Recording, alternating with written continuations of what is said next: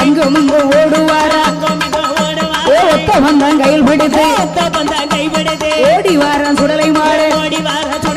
வெள்ள நல்ல குதிரையில வேகமாக வருவாரா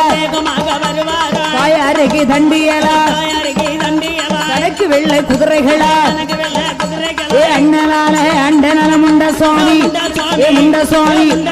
ஆண்டவன் ஆண்டவன் சுடலை மாடு